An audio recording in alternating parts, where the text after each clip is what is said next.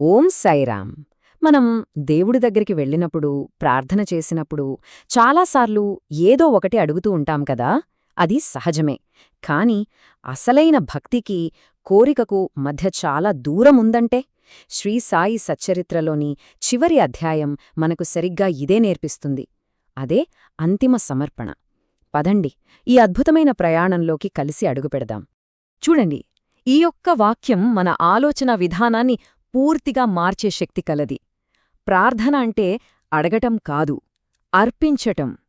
మన సంతోషాన్ని, మన బాధని, మన విజయాల్ని, చివరికి మనలో ఉన్న నేను అనే ఆ భావనని కూడా అన్నీ ఆయన పాదాల దగ్గర పెట్టేయడం. ఈరోజు మనం దీని గురించే మరింత లోతుగా తెలుసుకోబోతున్నాం. మనం ఈరోజు మాట్లాడుకోబోయే ప్రతి విషయం శ్రీ సాయి సచ్చరిత్రలోని ఆఖరి అంటే ముగింపు అధ్యాయం నుండే గ్రహించబడింది. తెలుసా, ఈ పేజీల్లోనివి కేవలం అక్షరాలు కావు. అవి సాక్షాత్తూ సాయిబాబా మనకు అందించిన దైవిక మార్గదర్శకాలు.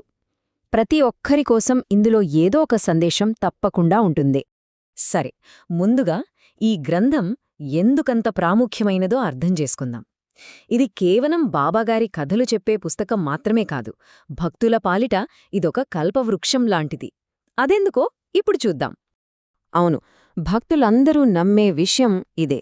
ఇది వాళ్ళకి కేవలం ఒక పుస్తకం కాదు, ఇది సాక్షాత్తు సాయిబాబాయే. ప్రతి అక్షరంలో ఆయన శక్తి, ప్రతి కథలో ఆయన ఆశీర్వాదం నిండి ఉన్నాయని బలంగా నమ్ముతారు. అందుకే ఇది చదువుతున్నప్పుడు బాబా మన పక్కనే కూర్చుని మనతో మాట్లాడుతున్నట్లే అనిపిస్తుంది. ఇంత గొప్ప గ్రంథాన్ని రాసిన హేమాడ్ పంతుగారు తన గురించి తానేమనుకున్నారో తెలుసా? ఆయన తనను తానొక గొప్ప రచయితగా ఎప్పుడూ అనుకోలేదు. కేవలం బాబా చేతిలో ఒక సాధనంగా, ఒక కలంలా మాత్రమే భావించారు. ఈ వినయమే అసలైన భక్తికి పునాది. ఈ మాటల్లో ఎంత లోతైన అర్థముందో చూడండి. నేను రాస్తున్నాను అనే అహంకారాన్ని ఆయన పూర్తిగా వదిలేశారన్నమాట. బాబానే తన కథను తన ద్వారా రాయిస్తున్నారని ఆయన నమ్మారు. మన ఆధ్యాత్మిక ప్రయాణంలో కూడా మనం నేర్చుకోవాల్సిన మొదటి అతి ముఖ్యమైన పాఠం ఇదే, ఆ నేను అనేదాన్ని పక్కన పెట్టడం. ఈ వినయమే సమర్పణ అనే ప్రయాణంలో మనం వేసే మొదటి అడుగు. ఈ విజయం నాది లేదా ఈ కష్టం నా వల్ల వచ్చింది అని అనుకోవడం మానేసి, జరిగేదంతా ఆయన సంకల్పమే అని నమ్మడం మొదలుపెట్టాలి. అప్పుడు చూడండి, మనసు ఎంత తేలికపడుతుందో. సరే, వినయం మొదటి మెట్టు అయితే మరి మన గమ్యమేంటి? ఈ అధ్యాయం మనకు చెప్పే అసలైన రహస్యం సంపూర్ణ శరణాగతి. ఇంతకీ సంపూర్ణ శరణాగతి అంటే ఏంటి? దాన్నెప్పుడు కొంచెం వివరంగా చూద్దాం. ఆహా, ఈ పోలిక ఎంత అద్భుతంగా ఉందో కదా!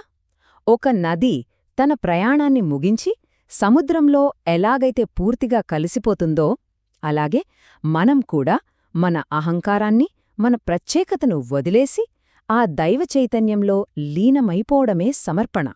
మన ఉనికి వేరు, ఆయన ఉనికి వేరు కాదన్మాట.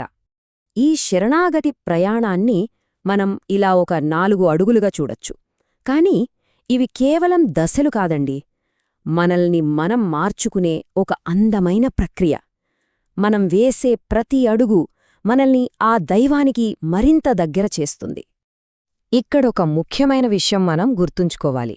శరణాగతి అంటే మన పనుల్ని, బాధ్యతల్ని వదిలేయడం అస్సలు కాదు.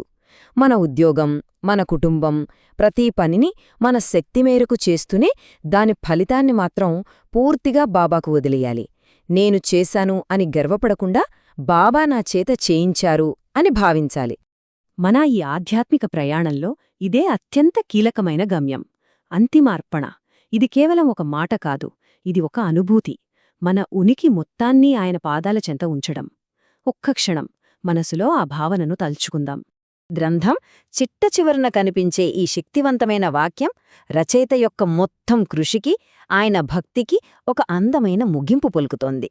ఆయన తన రచన ఫలాన్ని కూడా తనకే ఉంచుకోకుండా తన గురువైన సాయికే అర్పించేశారు. చూడండి, ఇదే కదా నిజమైన సమర్పణ అంటే. రచయిత తన సర్వస్వాన్ని బాబాకు సమర్పించారు. చాలా మంచిది. మరి ఈ గ్రంథాన్ని ఇంత భక్తితో చదివే మనకు ఏం లభిస్తుంది? రచయిత మనందరి కోసం బాబాను ఏమి అడిగారో ఇప్పుడు తెలుసుకుందాం.